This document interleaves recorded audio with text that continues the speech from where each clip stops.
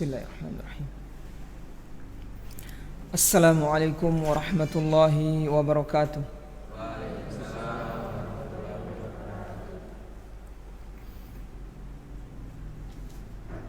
Alhamdulillahi rabbil alamin. Wal 'aqibatu lil muttaqin wala 'udwana illa 'alal zalimin. Wassalatu wassalamu ala asyrafil anbiya'i wal mursalin. Nabiyyina wa sayyidina Muhammadin wa ala alihi wa ashabihi wa man tabi'ahum bi ihsanin ila yaumiddin. Alhamdulillah, ikhwan sekalian, para pemirsa di mana saja berada, kita dipertemukan lagi oleh Allah Subhanahu wa taala melanjutkan kajian kita setelah maghrib dari Masjid As-Sunnah. Alhamdulillah, ini kita ingatkan bahwasanya kenikmatan yang besar. Jangan kita menyangka bahwasanya kenikmatan itu hanya terbatas pada kesehatan, kelancaran rezeki, kelancaran bisnis kita, kemudian sehat dan seterusnya. Tidak. Tapi nikmat yang paling agung tidak diragu lagi bahwasanya itu termasuk nikmat yang wajib bagi kita mensyukurinya, berterima kasih kepada Allah. Namun ada yang lebih besar dari itu, yaitu nikmat diberikan hidayah oleh Allah Subhanahu wa taala. Hidayah mengamalkan apa yang diperintah oleh Allah Subhanahu wa taala, hidayah menjauhi apa yang dilarang oleh Allah Subhanahu wa taala, mengamalkan yang diperintah karena mengharap pahala dan balasan dari Allah, menjauhi larangan Allah karena takut akan azab, takut akan murka dari Allah Subhanahu wa taala. Ini adalah nikmat yang sangat besar, yang mana nikmat ini tidak diberi oleh Allah Subhanahu wa taala kepada orang yang lain. Hanya sedikit yang diberi nikmat yang agung ini. Ini membuat kita merasa syukur kita itu tambah besar, yang dimana Allah menghususkan nikmat ini kepada kita, orang-orang yang dipilih oleh Allah Subhanahu wa taala, yang dimana Allah tidak memberi nikmat ini kepada semua orang, kepada orang banyak. Wa qalilam min ibadiyasy syakur. Allah mengatakan dalam Al-Qur'an, amat sedikit dari kalangan hamba-Aku ini yang bersyukur. Jadi hamba-hamba Allah yang bersyukur, melaksanakan perintah Allah, yaitu terima kasih mereka kepada Allah dengan melaksanakan perintahnya dan menjauhi larangannya, ini sangat sedikit, sedikit sekali. Sebagaimana yang Allah kabarkan dalam Al-Quran yang kita baca tadi, wa qalilan min ibadiyasy syakur, amat sedikit hamba-hambaku itu yang bersyukur. Mudah-mudahan kita tergolong orang yang sedikit itu, yang bersyukur atas nikmat Allah Subhanahu wa ta'ala. Taib, ini hendaknya kita ikhwan, merasa senang, merasa bahagia, gembira dengan nikmat yang mulia ini. Jangan kita anggap nikmat hidayah ini, yang dimana di sekitar kita tidak diberi nikmat ini, jangan kita anggap ini nikmat biasa sama seperti nikmat yang lain. Tidak. Wallahi ya ikhwan, demi Allah ini nikmat yang sangat agung. Nikmat yang dimana kita tahu mana yang halal, mana yang haram, ya kan? Mana petunjuk dan mana kesesatan, mana kesyirikan dan mana tauhid, mana sunnah Nabi Muhammad dan mana bid'ah,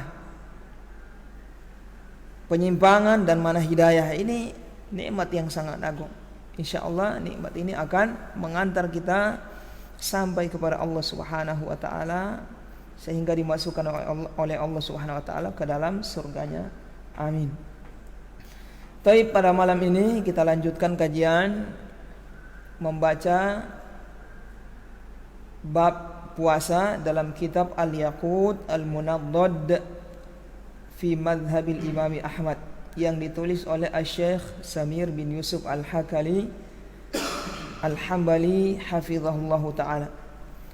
Pada pertemuan sebelumnya kita sebutkan rukun dari puasa ada 2. Yang pertama apa? Niat. Yang kedua imsak.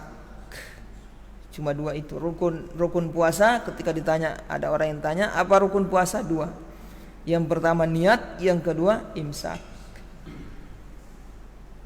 Niat dan imsak. Apa yang dimaksud dengan imsak? Yaitu menahan diri dari seluruh perkara yang membatalkan puasa, dari terbit fajar sampai terbenam matahari. Jazakallahu khairan. Kemudian niat itu ada keadaan,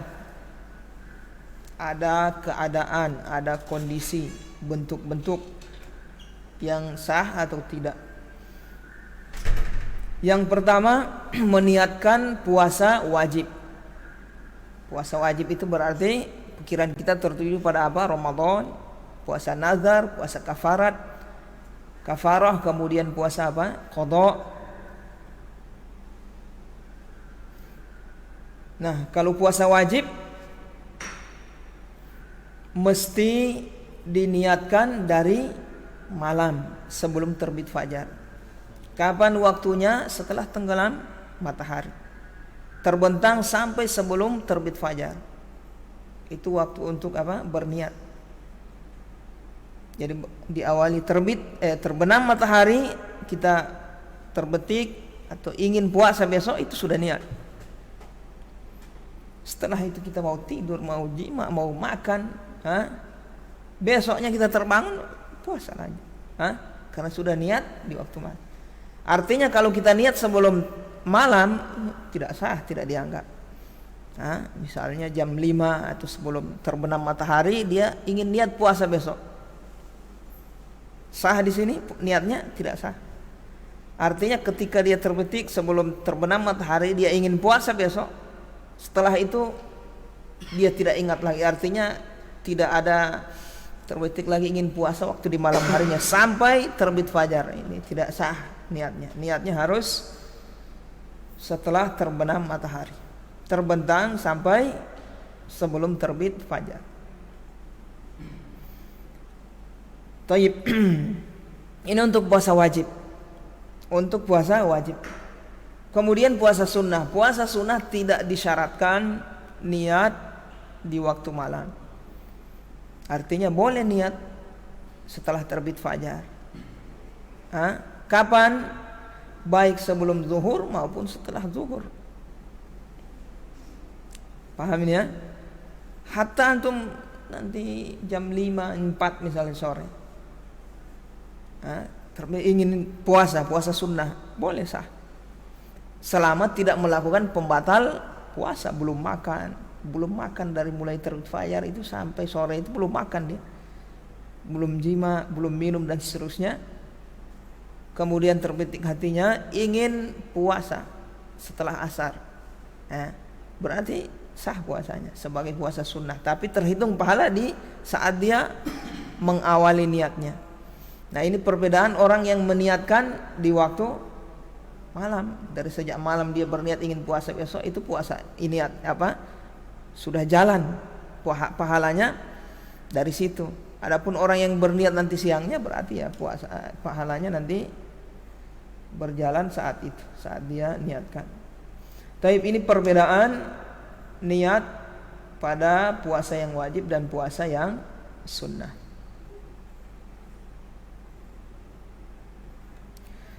Taib, berkaitan dengan wanita yang haid dan nifas. Wanita haid dan nifas kalau kering atau bersih suci di siang harinya boleh dia berniat untuk puasa selama belum melakukan pembatal puasa. Paham ya? Boleh. Sudah kita jelaskan pada pertemuan sebelumnya. Kemudian kalau dia ragu, kondisi yang lain lagi, kalau dia ragu apakah mau puasa besok atau tidak, terus berada dalam keraguannya mau puasa atau tidak besok sampai terbit fajar, tidak sah. kalau puasa wajib. Paham ya? Ragu dia, tidak membulatkan tekadnya, niatnya ingin berpuasa besok. Masih ragu-ragu, ini tidak terhitung niat yang sah. Baik, kemudian pembahasan yang berikutnya, kata Asy-Syaikh di sini hafizahullah taala, babu ma yufsidu shauma wa yujibul kaffarata. Bab pembahasan tentang perkara-perkara yang bisa membatalkan puasa dan yang mengharuskan kafarah, yang mengharuskan membayar kafarah. Jadi pembahasan berikutnya tentang perkara yang membatalkan puasa dan yang mengharuskan kafarah. Kata beliau, wa adadul mufattirati 15.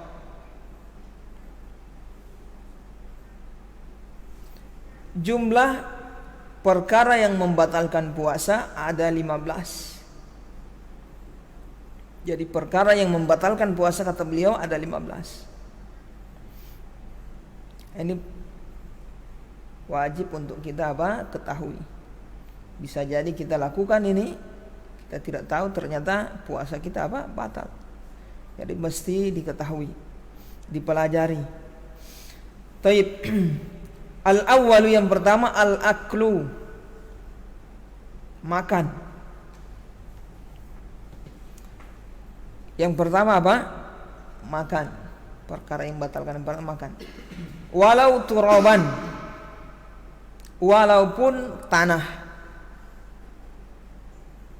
Walaupun tanah, makan tanah batal puasanya. Hatta ma la yughadhi, walaupun sesuatu yang dia makan itu sesuatu yang tidak bernutrisi, tidak mengandung gizi. Seperti tanah tadi, plastik misalnya itu dia telan, karet telan, batal puasanya. Jadi jangan dipahami makan di sini hanya makanan yang mengandung nutrisi seperti nasi, ikan, enggak. Walaupun tidak nutrisi, walaupun bukan makanan, dia masukkan ke mulutnya, dia telan, sekedar di mulut belum, ditelan. Batasannya sampai di mana? Yaitu sampai makhraj huruf halqi. Tahu huruf halqi? Ha, kha, ghain. Nah, huruf halqi. Ha, ha, kha, a, ghain. Itu namanya huruf halqi. Di situ batasannya. Kalau barang benda masuk di situ sudah sampai di situ batal puasa. Apalagi sudah terus, itu maksudnya batasan itu minimalnya. Berarti kalau cuma seputaran rongga mulut, di dalam mulut tidak, belum. Kalau sudah tangan saja dia masukkan sampai di tenggorokannya, batal puasanya. Atau dia masukkan sesuatu tali atau masuk, sudah. Walaupun dia tarik kembali, batal puasanya. Paham ya? Wala yanma'u fil jawfi kal hasa, walaupun yang tidak bisa diproses di perut, di usus, hasa seperti tadi? Seperti kayu, misalnya potongan kayu, batal puasanya. Jadi kita pahami di sini pembatal yang pertama makan. Apa definisi makan? Jangan kita pahami makan nasi, makan ikan saja, tidak. Tapi seluruh benda yang masuk ke mulut, ke mana ini? Tenggorokan. Tenggorokan. Apalagi sudah masuk ke dalam. Paham di sini? Batal puasanya.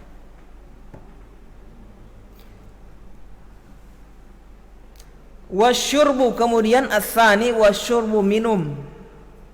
Ini sama, minum juga. minum sesuatu yang cair misalnya masuk ke tenggorokan, batal puasa. Iya, minum Noxon misalnya batal puasa. Hah? Apa Noxon? Hah? Racun itu, racun tikus. Iya, racun rumput ya. Apa? Bukan pembasmi hama itu. Apa? Iya. Syurb, minum. Kemudian wal isti'at. Kemudian yang ketiga as-salisu, yang ketiga kata beliau isti'at. Isti'at artinya memasukkan sesuatu ke hidung, memasukkan makanan atau obat melalui hidung, melalui hidung sampai masuk ke tenggorokan atau apalagi ke usus, lebih lagi kalau sudah usus. Jadi itu kadar minimalnya tenggorokan sudah terhitung ke usus itu. Walaupun seandainya tidak terus, sudah masuk situ sudah terhitung, karena dia masuk rongga kan, masuk saluran untuk bisa masuk ke lambung. Kemudian isti'adz, paham ya? Isti'adz tadi memasukkan sesuatu makanan atau obat melalui hidung, memasukkan obat atau makanan melalui hidung. Wal ihtiqan memasukkan makanan melalui dubur, melalui makanan atau obat melalui dubur, itu batal. Misalnya ada orang yang kena penyakit yang tidak bisa makanan lewat mulut, lewat rongga tenggorokan dan seterusnya, akhirnya diputuskan oleh dokter ini harus melalui dubur makanannya, kasih masuk lewat dubur, batal puasanya. Kemudian wal iktihalu bima yasilu ila halqihi. Al-khamisu, yang kelima, iktihal bima yasilu ila halqihi. Iktihal artinya pakai celak. Iktihal itu ya celak atau obat tetes mata. Masuk obat mata yang ditetes di mata, bima yasilu ila halqihi, kalau sampai tembus ke tenggorokan. Jadi kalau antum meneteskan obat ke mata, kemudian terasa di sini tetes misalnya madu atau apa, terasa manis, batal puasa. Masa tetes telinga masuk sini, berarti tembus, berarti itu batal puasa. Itu maksud beliau sini.